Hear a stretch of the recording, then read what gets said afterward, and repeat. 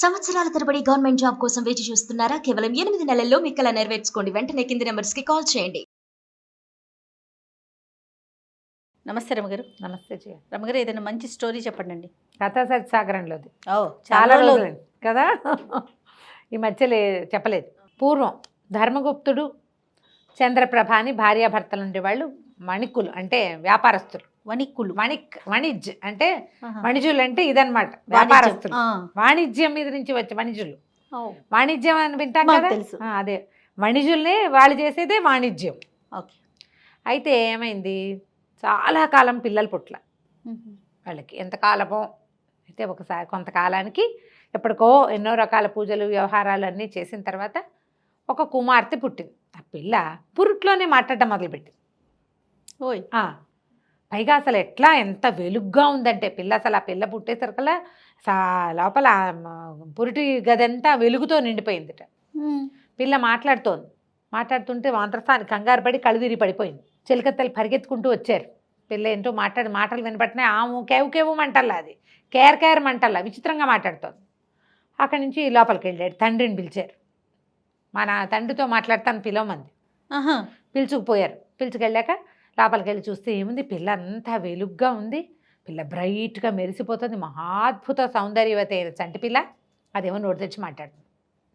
అక్కడి నుంచి ఏమంది, మరి నేను ఒక దేవతని, నీ ఇంట్లో పుట్టాను, నాకు వివాహం చేయకూడదు, నన్ను నీ పిల్లగా పెంచుకో, నా వ్రతం తీరాక నా దారిని నేను వెళ్తా, అప్పటిదాకా నీకు పుత్రికా సంతానం పిల్లలు లేరని బాధపడుతున్నావని మీ ఆవిడ గర్భాన్ని పడ్డా, నేను అమ్మా నాన్న అని పిలుస్తాను, కూతురుగా పెంచుకో, వివాహాలు ఆడపిల్లని చేయకూడదు అని చెప్పేసరికి నేను సరే ఏమనుకున్నాడు, అలాగేనన్నాడు. కట్టడి చేశాడు. పిల్లకి అందరికీ చెప్పాడు ఈ విషయం బయటికి రానివ్వకూడదు అని. ఆ మంత్రస్థాని పురుడు పోసిన మంత్రస్థాని వాళ్ళ ఇంటోదే, దాన్ని కూడా ఇంట్లోనే ఉంచుకున్నారు. చెలికత్తలకు ఖచ్చితంగా చెప్పాడు ఈ విషయం బయటికి రానివ్వద్దు, పిల్ల మాట్లాడుతుందని.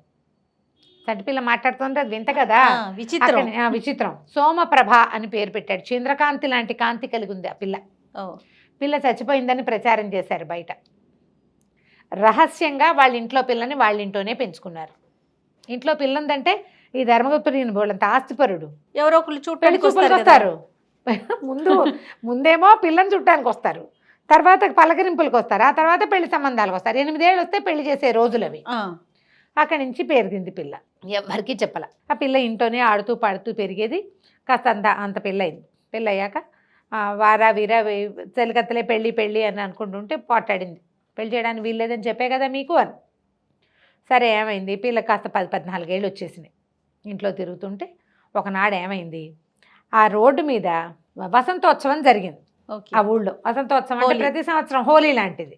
వీళ్ళకి కాముని పున్నములు, ఆ పున్నములు ఈ పున్నములు చేసేవాళ్ళు. ఆ వసంతోత్సవానికి నృత్యగానాదులతోటి ఊరేగింపు వెళ్తోంది వీళ్ళ వీధిలోంచి. ఆ ఊరేగింపు చూడడానికి ఈ పిల్ల పోయి బాల్కనీలో నుంచుంది, బయట సౌధాగ్ర భాగంలో నుంచుంది.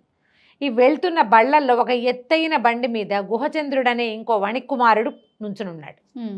వాడు చూసి పరమాద్భుత సౌందర్యవతి అయిన ఈ అమ్మాయికి పడిపోయాడు. అక్కడి నుంచి ఇంటికి వెళ్ళాడు. చాలా దిగులుగా ఉన్నాడు. అన్నం తింటలేదు సరిగ్గా, ఏమిటి అని. ఆ రోజుల్లో ఈ మన్మథావస్థకి చాలా పెద్దపీట వేసేవాళ్ళు. వయసు వచ్చిన పిల్లలు మూడ్ ఆఫ్గా ఉన్నారంటే ఎవరో అమ్మాయి కోసం అని తెలుసుకునేవాళ్ళు. పాపం వాళ్ళ ఫ్రెండ్స్ని వాళ్ళని వీళ్ళని అందరినీ కనుక్కున్నాడు. వాళ్ళ నాన్న ఏమిట్రా నువ్వు ఎవరిని చూసి వ్యామోహపడ్డావు, పోనీ అదేదో వ్యవహారం చూద్దాం, ఇట్లా ఆరోగ్యం పాడు చేసుకోవద్దన్నాడు. అయితే నేను వెళ్తుండగా ఈ ధర్మగుప్తుడు గారి ఇంట్లో వాకెట్లో మేడ మీద ఒక పిల్లని చూశానన్నాడు. పిల్లని చూశాననగానే ఒక పిల్ల ఉంది. ఆ పిల్ల వాళ్ళ ఇంట్లో చూసానంటే చెలికత్తె కాదు, చక్కగా అలంకారం చేసుకుంది, చాలా అందగత్తె. ఆ పిల్లని నాకు తెచ్చి పెళ్లి చేయమన్నాడు. ఈయన ఏం చేశాడు, కబురు చేశాడు. మా ఇంట్లో మాకు పిల్లలు లేరు, అసలు మాకు పిల్లలే లేరన్నాడు ఈయన. వాళ్ళు కబురు చేశారు, వీళ్ళేమో మాకు పిల్లలు లేదన్నారు. అన్నసరికల్లా ఆశ్చర్యుడు, లేని పిల్లని ఎలా చూస్తాడు మావాడు. అక్కడి నుంచి రాజుగారి దగ్గరికి వెళ్ళాడు. ఈ గుహచంద్రుడి వాళ్ళ నాన్న, నా కుమారుడు ఒక పిల్లని చూశాడు వాళ్ళ ఇంట్లో, మరి అతనేమో లేదంటున్నాడండి, పిల్లాడికి ఆరోగ్యం పాడైపోతుంది, చాలా పెద్ద వ్యాపారం చూసుకునే పిల్లాడు, మరి ఆ పిల్లని మా వాడికి ఇప్పించవలసింది అని. రాజుగారికి ఏంటంటే డబ్బులు అప్పిచ్చేవాళ్ళు వణిక్కులు. ఆ రోజుల్లో రాజుకి పెట్టుబడి వ్యాపారస్తుల దగ్గర నుంచే వస్తుంది. ఈయన కాదనుకోలేక ఈ ధర్మగుప్తుని కేకేసి, మీ ఇంట్లో ఉన్న ఆడపిల్లలందరినీ ముందు చూపించు, వీడికి చూస్తాడు. అందరూ చెలికత్తలంతా వచ్చి నుంచున్నారు. ఎవరూ కాదు. ఆయన భార్యను కూడా రప్పించాడు. కాదు, ఇంట్లో ఇంకా స్త్రీలు లేరా అంటే లేరన్నాడు. నేను 100% చూశానంటాడు పిల్లాడు. అక్కడి నుంచి ఆయన ఆ గుహచంద్రుడి తండ్రి చాలా బతిమలాడాడు. నా పిల్లాడు చచ్చిపోయేలాగా ఉన్నాడు, వాడు కోరుకున్న పిల్ల దక్కపోతే వాడు బతకడు, ఈ మన్మథావస్థకి వాడికి ఏదైనా జ్వరం వచ్చేస్తే అనారోగ్యం వచ్చేస్తే నేను ఏమైపోవాలి, ఒక్కగానొక్క పిల్లాడు, నీకు ఏం కావాలంటే అది ఇస్తా, నా పిల్లాడిని కాపాడు. చుట్టుపక్కలంతా ఇతన్ని తిట్టారు, ఏదో చేస్తున్నావు, మీ ఇంట్లో ఉన్న పిల్లని చూపించకుండా చేస్తావా అని. ఈయనకి చుట్టుపక్కల పరుగు పోయేలాగా ఉంది, బోల్డ్ వ్యాపారం, చాలా కుటుంబాలు ఆయన మీద ఆధారపడి ఉన్నాయి, పనివాళ్ళు, వీళ్ళందరికీ తిండి తిప్పలు కావాలా, నిన్ను వేలేస్తామనేసారు వాళ్ళు. ఇంకేం చేయలేక కూతుర్ని బతిమలాడాడమ్మా, ఎట్టాగొట్టా పిల్లకి పెళ్లి చేయాలి, మరి నీకు తప్పదు, ఇంత మటుకు వచ్చేసింది, వాళ్ళంతా అడుగుతున్నారు, నువ్వు బయటికి రాకుండా ఉంటే సరిపోయేది, నేనేం చేయను అన్నాడు. అరే సగల సమప్రబంది, సరే కాపురం మాత్రం చేయను, కావాలంటే పెళ్లి చేసుకుంటా, పెళ్ళైతే చేసుకుంటా, కాపురం కుదరదు, దానికి ఒప్పుకుంటే చేసుకోమని. ముందు అసలు ఆ పిల్లని చూస్తే చాలంటున్నాడు వీడు, కంటతో చూసినా చాలంటున్నాడు. అక్కడి నుంచి ఈయన మెల్లిగా, మా పిల్ల ఏదో వ్రతంలో ఉందండి, అందుకని అది పుట్టినప్పటి నుంచి నేను ఎవరికి చూపించలేదు, మరి పిల్ల కాపురానికి వడంబడదు, కావాలంటే మీ వాడిని పెళ్లి చేసుకోమనండి, పెళ్ళాన్ని చూసుకుంటూ కాలక్షేపం చేయాలి అని చెప్పాడు. చెప్పేసరికల్లా సరే ఒప్పుకున్నారు. ముందు పిల్లాడు బతకాలి కదా, అదే ఒప్పుకుంటుంది. ఆడపిల్ల కాపురం వద్దంటే ఇవాళ వద్దంటే రేపు వద్దంటుంది ఏమిటి, ఇలాంటి వాళ్ళని ఎంతమందిని చూడలేదు. అలా అని భావించారు. భావించిన తర్వాత ఏమైంది, సరేనని తాంబూలాలు పుచ్చుకోవడానికి వచ్చారు. తాంబూలాలు పుచ్చుకున్నారు, వివాహం అయింది. పిల్లని బయట నుంచి వాళ్ళ ఇంటికి దింపాక తండ్రిని అడిగింది, అయ్యా తండ్రి, నేను చెప్పిన సంగతి వీరికి చెప్పావా అని. చెప్పానమ్మా చెప్పాను, వాళ్ళు ఒప్పుకున్నారంటే ఆవిడ అంది. వేలు చూపించింది మామగారికి. ఆ వేలు చూసేసరికి భయం, ఉన్నట్టుండి ఒక భయం వచ్చేసింది ఆయనకి. నాతోటి వీడు ఏదైనా పిచ్చి వేషాలు వేస్తే వాడిని చంపేస్తానన్న అర్థము ఈ వేల్లో ఆయనకు కనపడింది. ఏమీ అనలా, మొహం బిగించి వేలు చూపించింది, తర్జని చూపించింది అని రాస్తారు కథలో. ఆ వేలుకి భయం వేసేసింది ఆయనకి.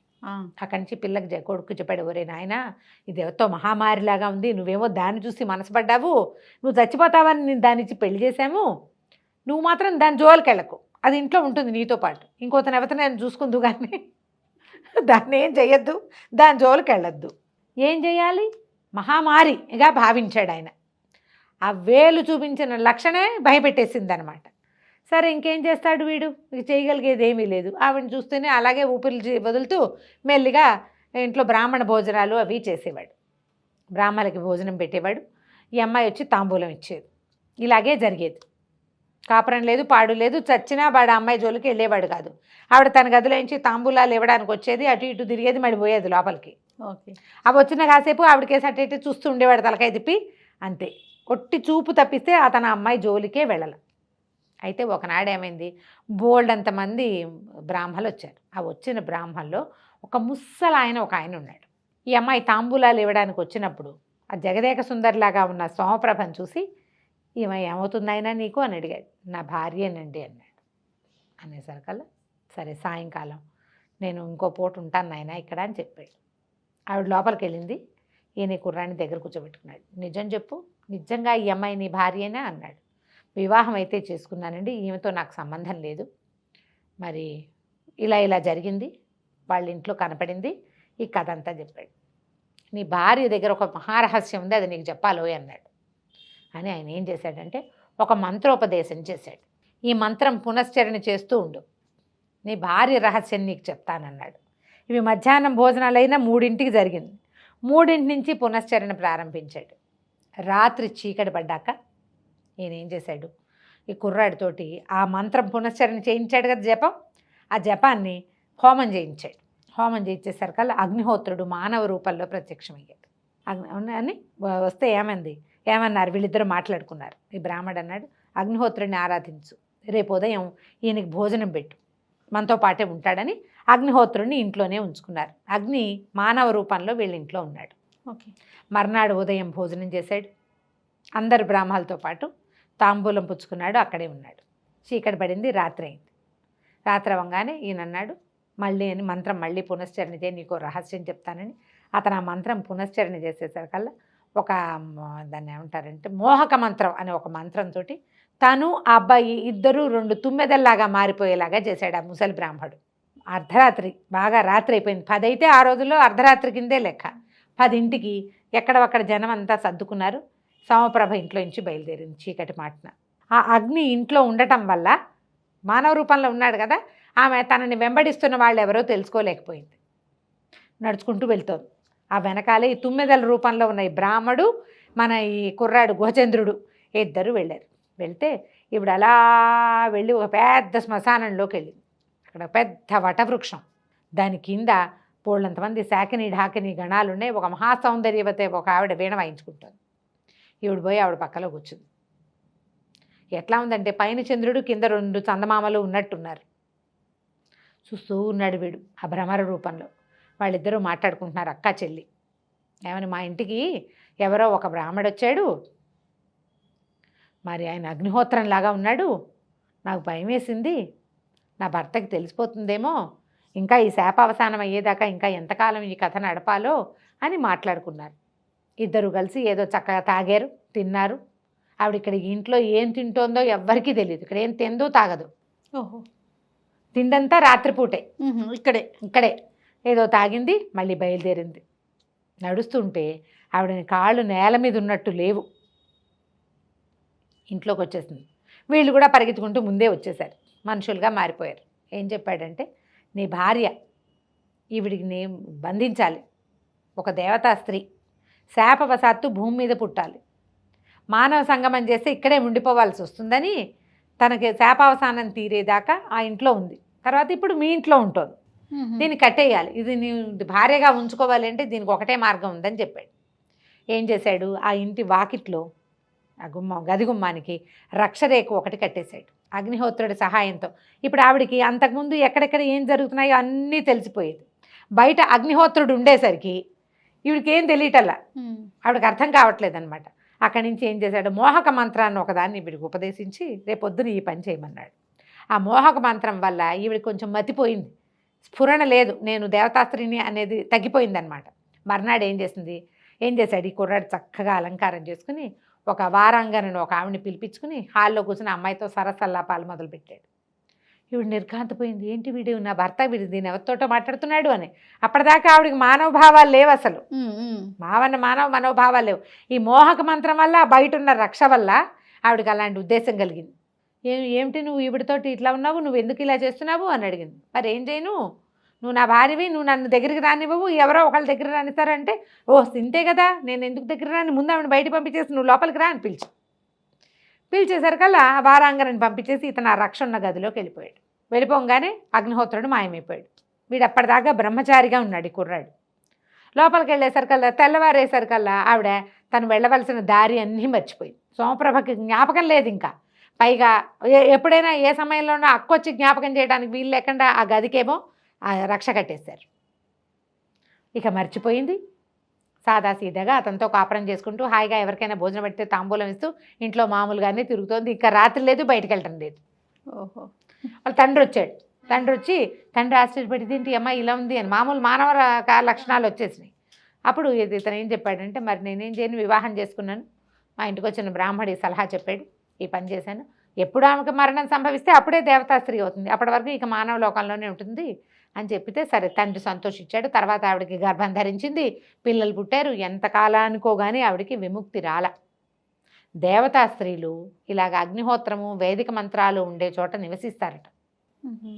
కాపురం చేయకుండా ఉండేవాళ్ళని ఈ పూర్వ రోజుల్లో అలా చెప్పుకునేవాళ్ళు. ఏదో దేవతాంశ ఇక్కడ తిరగడానికి వచ్చింది, ఇక్కడ ఉండటానికి వచ్చింది, ఎప్పటి సంగతి ఇది పాత కథల్లో కనపడుతుంది అనమాట. ఏదో ఒక పిల్ల పుట్టంగానే మరణించి వెళ్ళిపోతారు. అప్పటిదాకా భలే అద్భుతమైన వర్తన కలిగి ఉంటారు. వాళ్ళని చూస్తే చాలా అనిపించేలాగా ఉంటారు. కొంతమంది ఉండేవాళ్ళు అట్లా. ఆ దేవతాంశాలు అనమాట. దేవతాంశతోటే వచ్చింది ఈ అమ్మాయి. ఈ బ్రాహ్మడి వల్ల దొరికేసింది అనమాట. దాంతో ఇక్కడే ఉండిపోయింది. తర్వాత ఎంతకాలం తర్వాత ఆవిడకి విముక్తి లభించింది. బాగుంది రమ్మగారు. నమస్తే. నమస్తే.